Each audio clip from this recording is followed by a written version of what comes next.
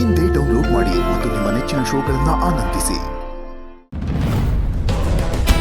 ಎಲ್ಲಮ್ಮ ನಿನ್ ಗಂಡ ಲೋಕನೆಲ್ಲ ಉದ್ಧಾರ ಮಾಡ್ತೀನಿ ಅಂತ ಹೇಳ್ಕೊಂಡು ಓಡಾಡ್ತಿದ್ದ, ಎಲ್ಲೋದ? ಎಲ್ಲೋಗಿದಾರೋ ಗೊತ್ತಿಲ್ಲ ಮಾವ, ಏನೂ ಹೇಳಿಲ್ಲ. ಇನ್ನು ಅವ್ರ ಬಗ್ಗೆನೇ ಮಾತಾಡ್ತಾವನ ಹೆಂಗೆ? ಅವ್ರ ಬಗ್ಗೆ ಏನು ಮಾತಾಡ್ತಿಲ್ಲ ಮಾವ, ಅದ್ರ ಬಗ್ಗೆ ಏನು ಉಸಿರೆತ್ತಿಲ್ಲ. ಹಂಗಾದ್ರೆ ಅವನಿಗೆ ಹೊಸಿ ಬಿಸಿ ಮುಟ್ಟದೆ ಅಂತ ಅರ್ಥ ಆಯ್ತು. ಮಾವ,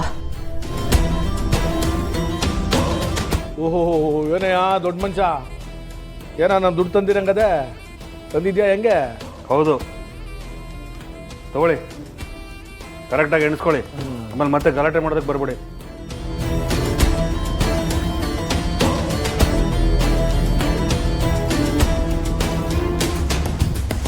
ಪರವಾಗಿಲ್ಲ ಕಣಯ್ಯ, ನೀನು ದುಡ್ಡು ಕೊಟ್ಟಿದ್ದ ತಪ್ಪಿಗೆ ಬುಲ್ಡೋದರ್ಗೂ ನಾನೇ ಖರ್ಚು ಮಾಡ್ಬೇಕಾಯ್ತದೇನೋ ಅಂತ ಅನ್ಕೊಂಡಿದ್ದೆ. ಪರವಾಗಿಲ್ಲ, ಹೆಂಗೋ ದುಡ್ಡು ಹೊಂದ್ಸ್ಕೊಂಬಂದ್ಬಿಟ್ಟಿದ್ಯಲ್ಲ. ನೋಡಿ, ನಾನು ನಿಮ್ಮ ಹತ್ರ ದುಡ್ಡು ಇಸ್ಕೊಂಡಿದ್ದೆ, ಅದನ್ನು ವಾಪಸ್ ತಂದು ಕೊಟ್ಟಿದ್ದೀನಿ. ಮತ್ತೆ ನನಗೆ ತೊಂದರೆ ಕೊಡೋದಕ್ಕೆ ಬರಬೇಡಿ. ನಿಮ್ಮ ಹತ್ರ ದುಡ್ಡು ತೊಗೊಂಡಿದ್ದೆ ದೊಡ್ಡ ತಪ್ಪು. ಮತ್ತೆ ಫೋನ್ ಮಾಡಿ ಎದುರಿಸೋದು ಬೆದರಿಸೋದು ಇದೆಲ್ಲ ಇಟ್ಕೊಬಿಡಿ.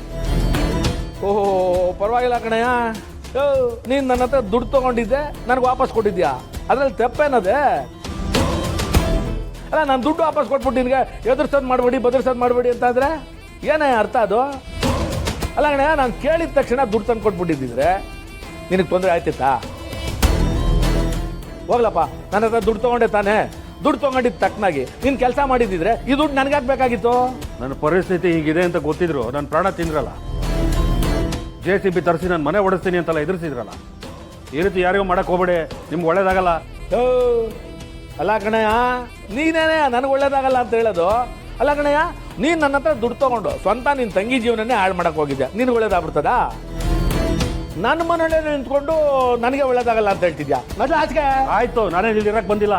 ನಡಿ ಆಚೆಗೆ. ಹೋಗ್ತೀನಿ. ನಿಮ್ಮ ಸವಾಸ ಸಾಕು, ದೊಡ್ಡ ನಮಸ್ಕಾರ ನಿಮಗೆ. ನಡ್ಲದೆ, ನೀನು ಒಳಗೆ ಬಾ ಅಂತ ಏನು ಹಣ್ಣು ಕಾಯಿ ತಗೊಂಡು ಕೇಳ್ಕೊಳಕ್ ಬಂದಿದ್ದೆ ನಾನು. ಜಿಗಣೆ ಥರ ರಕ್ತ ಏರಿದ್ರಲ್ಲ, ನೀವು ರಕ್ತ ಕಾರಿ ಸಾಯ್ತೀರ ನೋಡ್ತಾ ಇರಿ. ಬಾಡಿ ಆಯ್ನೆ, ನನ್ನ ರಕ್ತ ಹಾಕೊಂಡು ಸಾಯ್ತೆ ಹಂಗೆ ಹಿಂಗೆ ಅಂತ ಇದ್ರೆ ರಕ್ತ ಗೀರ್ಬಿಡ್ತೀನಿ. ನಡಿ ಆಚೆಗೆ. ಆಯ್ತು, ಹೋಗ್ತೀನಿ. ನಡಿ, ಹೋಗ್ತೀನಿ ರೀ. ಬಾಡಿ ಆಯ್ನೆ ಅಂದ್ಬಿಟ್ಟು ದೊಡ್ಡದಾಗ ಹೇಳಕ್ಕಿಲ್ಲ. ತಳ್ರ ಆಚೆಗೆ ಅವನ. ಏನ್ ಮಾವ, ತಂದು ದುಡ್ಡು ಕೊಟ್ಬಿಟ್ಟು ಹೋಗ್ತಿದ್ದಾರೆ? ಕೊಡ್ಲಿ ಬಿಡಮ್ಮ, ಏನು ಅವ್ರ ಅಪ್ಪನ ಮನೆ ದುಡ್ಡು ತಂದು ಕೊಟ್ನಾ? ನನ್ನ ಹತ್ರ ತಗೊಂಡಿದ್ದ, ನನಗೆ ವಾಪಸ್ ಕೊಟ್ಟವನೆ. ಅದು ಅಲ್ಲದೆ ನಮ್ಮನೇಲೆ ನಿಂತ್ಕೊಂಡು ನನಗೆ ಒಳ್ಳೇದಾಗಲ್ಲ ಅಂತ ಬೇರೆ ಹೇಳ್ತಾವನೆ. ಇನ್ಮೇಲೆ ಅವ್ನಿಗೆ ಕಷ್ಟ ಕೊಡೋದೇ ನನ್ನ ಕೆಲಸ. ಇನ್ಮೇಲೆ ಅವನ್ನ ಬುಗ್ರಿ ಆಡ್ದಂಗೆ ಆಡಿಸ್ಬಿಡ್ತೀನಿ ಕಣಮ್ಮ. ನೋಡ್ತಾ ಇರು, ನನಗೆ ಹೇಳಕ್ ಬಂದ್ಬಿಟ್ಟ.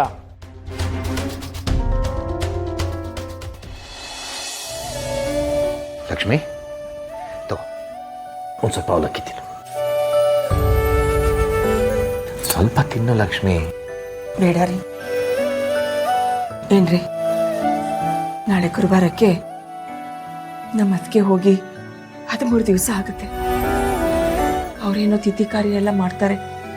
ಆದರೆ ಸೋದರ ಅತ್ತಿಗೆ ಸೋದರ ಮಾವ ಆಗಿ ನಾವು ನಮ್ಮ ಅಣ್ಣನ ಮಗನಿಗೆ ಹೊಸ ಬಟ್ಟೆ ಕೊಡಿಸ್ಬೇಕಲ್ವಾ? ಖಂಡಿತ ಕೊಡಿಸೋಣ ಲಕ್ಷ್ಮಿ. ಅಲ್ಲಿಂದ ನಮಗೆ ಯಾರಾದರೂ ಕರಿಬೇಕಲ್ವಾ? ಅವರೇನಾದರೂ ನಮಗೆ ಫೋನ್ ಮಾಡೋ, ಯಾರನ್ನಾದರೂ ಕಳಿಸೋ, ಕರೆದ್ರೆ ಅವ್ರಿಗೆ ತಂಗಿ ಪ್ರೀತಿ ಬೇಕಾಗಿದೆ, ಮಗಳ ಮೇಲೆ ಆಸೆ ಇದೆ ಅಂತ ಅರ್ಥ. ಅವ್ರು ನಮ್ಮನ್ನು ಈ ಕಾರ್ಯ ಕರೀಲಿಲ್ಲ ಅಂದರೆ ನಿಮ್ಮಣ್ಣ ನಮ್ಮ ಮೇಲೆ ದ್ವೇಷನ ಹಾಗೆ ಇಟ್ಕೊಂಡಿದ್ದಾನೆ ಅಂತ ಅರ್ಥ. ಹಾಗಾದರೆ ನಮ್ಮ ಅಣ್ಣ ನನ್ನ ಕರೆಯಲ್ಲ ಅಂತೀರಾ?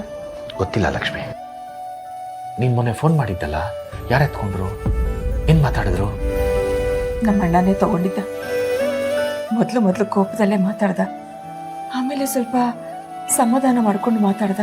ಇನ್ನೂ ಅವರು ಆ ನೋವಲ್ಲೇ ಇರ್ತಾರೆ ಲಕ್ಷ್ಮಿ. ಮನಸ್ಸು ಬಿಚ್ಚಿ ನಿನ್ನ ಜೊತೆ ಮಾತಾಡೋಕ್ಕಾಗದೇ ಇರ್ಬೋದು. ಅವ್ರು ನಮ್ಮನ್ನು ಕಾರ್ಯಕ್ಕೆ ಕರೆದ್ರೆ ನಾವು ಖಂಡಿತ ಹೋಗೋಣ. ನಿಮ್ಮ ಅಣ್ಣನ ಮಗನಿಗೆ ಏನು ಸಂಪ್ರದಾಯ ನಾವು ಮಾಡಬೇಕೋ ಅದ್ರ ಪ್ರಕಾರ ಅದನ್ನು ಮಾಡಿ ಕೊಟ್ಟು ಬರೋಣ. ಅವ್ರು ನಮ್ಮನ್ನು ಕರೀಲಿಲ್ಲ ಅಂದರೆ ನಾವು ಹೋಗೋದು ಬೇಡ.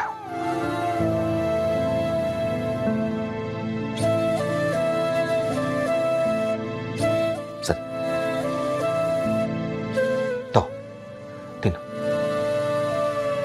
ತಿನ್ನು ಲಕ್ಷ್ಮಿ.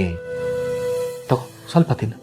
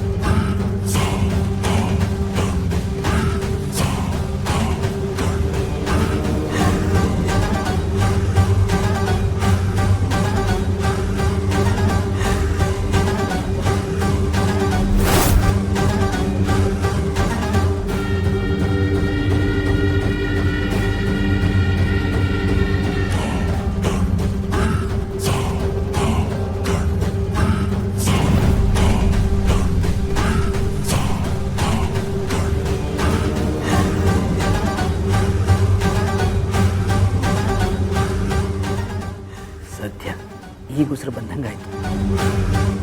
ಅವನು ಫೋನ್ ಮಾಡೋಕ್ಕೆ ಶುರು ಮಾಡಿದಾಗಿಂದ ಎಲ್ಲಿ ವಿಷಯ ಹೊರಗೆ ಹೋಗ್ಬಿಡುತ್ತೋ ಅಂತ ಎದೆ ಹೊಡ್ಕೋತಾ ಇತ್ತು. ಈಗ ನಿರಾಳ ಆಯಿತು. ಈಗ ನಾನೇ ಲಲಿತಮ್ಮನ ಸಾಯಿಸಿದ್ದೀನಿ ಅನ್ನೋದಕ್ಕೆ ಯಾವ ಸಾಕ್ಷಿನೂ ಇಲ್ಲ. ಆದರೂ ಈ ಜಯಂತನ ಬ್ಲ್ಯಾಕ್ ಮೇಲ್ ಮಾಡಿದ್ದಾನೆ ಅಂದರೆ ಅವನಿಗೆ ಎಷ್ಟು ಧೈರ್ಯ ಇರಬೇಕು. ಅವನಿಗೆ ನಾನು ಯಾರು ಅಂತ ಸರಿಯಾಗಿ ಗೊತ್ತಿಲ್ಲ ಅಂತ ಅನ್ಸುತ್ತೆ. ಏನೋ ಒಂದು ಚಾನ್ಸ್ ಸಿಕ್ತು ಅಂತ ಆಟ ಆಡ್ಬಿಟ್ಟಿದ್ದಾನೆ. ಆದರೂ ಅವನು ಯಾರು ಅಂತ ತಿಳ್ಕೊಬೇಕಲ್ಲ. ಅವನು ನೋಡಿದ್ರೆ ಈ ಕಿಲಾಡಿನೇ ಎದುರಿಸೋ ಕಳ್ಳ ನನ್ನ ಮಗ ಯಾರು ಅಂತ ಒಂದ್ಸಲಿ ನೋಡಿ ಖುಷಿ ಪಡ್ಬೋದಾಗಿತ್ತು. ಇರಲಿ, ಹೊತ್ತದಿಂದ ಹಾವು ಈಗ ತಪ್ಪಿಸ್ಕೊಂಡಿರ್ಬೋದು, ಆದರೆ ಹಾಲಿನ ರುಚಿ ನೋಡಿರೋದ್ರಿಂದ ಮತ್ತೆ ಬರುತ್ತೆ. ಆಗ ಹಿಡ್ದು ಹಾಕ್ತೀನಿ. ಚಿನ್ನು ಮರಿ, ನೀವು ಸಿಕ್ಕಿದ್ರೆ ನಾನು ಹೀಗೆಲ್ಲ ಮಾಡ್ತಾನೆ ಇರಲಿಲ್ಲ. ಒಂದು ರೀತಿ ಹೀಗೆಲ್ಲ ಆಗೋದಕ್ಕೆ ನೀವೇ ಕಾರಣ. ಅರೆ, ಹಾಗಂತ ಇದನ್ನೆಲ್ಲ ನಿಮ್ಮ ಮೇಲೆ ನಾನು ಹಾಕೋದಿಲ್ಲ. ಯಾಕೆಂದರೆ ನೀವು ನನ್ನ ಚಿನ್ನು ಮರಿ ಅಲ್ವಾ.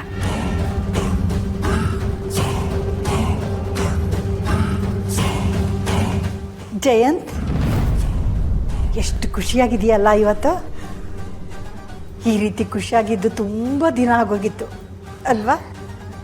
ಅದೇನು ಅಂತ ಹೇಳು, ನಾನು ಸ್ವಲ್ಪ ಖುಷಿ ಪಡ್ತೀನಿ. ಏನಿಲ್ಲ ಶಾಂತಮ್ಮ, ಚಿನ್ನು ಮರಿನ ಆದಷ್ಟು ಬೇಗ ಕರ್ಕೊಂಬರ್ಬೇಕು ಅಂತ ಪ್ಲ್ಯಾನ್ ಮಾಡ್ತಾಯಿದ್ದೀನಿ ಅಷ್ಟೇ. ಮತ್ತೆ ಅವತ್ತು ಕರ್ಕೊಂಡು ಬರ್ತೀನಿ ಅಂತಲೇ ಹೋಗಿದ್ದೆ. ಹಾಂ ಶಾಂತಮ್ಮ, ಕರ್ಕೊಂಬರ್ಬೇಕು ಅಂತ ಹೋಗಿದ್ದೆ. ಆದರೆ ವಿಶ್ವನ್ ಮನೇಲಿ ಅವ್ರ ತಾಯಿ ಸಾವಾಯ್ತಲ್ಲ, ಹಾಗಾಗಿ ಕರ್ಕೊಂಡು ಬರೋಕ್ಕಾಗಲಿಲ್ಲ. ಇಂಥ ಸಮಯದಲ್ಲಿ ಅಲ್ಲಿಗೆ ಹೋಗೋದು ಸರಿಯಲ್ಲ ಅಂತ ಸುಮ್ಮನಾದೆ. ಏನಾಗಿತ್ತಂತೆ? ಅದು ಅವರು ಮೆಟ್ಲ ಮೇಲೆ ಹೋಗ್ತಿದ್ದಾಗ ಕಾಲ್ ಜಾರ್ ಬಿದ್ದುಬಿಟ್ರಂತೆ. ರಾತ್ರಿ ಇವ್ರು ಯಾರೂ ಗಮನಿಸಿಲ್ಲ. ಬೆಳಗ್ಗೆ ನೋಡೋಷ್ಟರಲ್ಲಿ ಪ್ರಾಣ ಹೋಗಿತ್ತಂತೆ ಶಾಂತಮ್ಮ. ಲಕ್ಷ್ಮೀ ನಿವಾಸ ಲಕ್ಷ್ಮೀ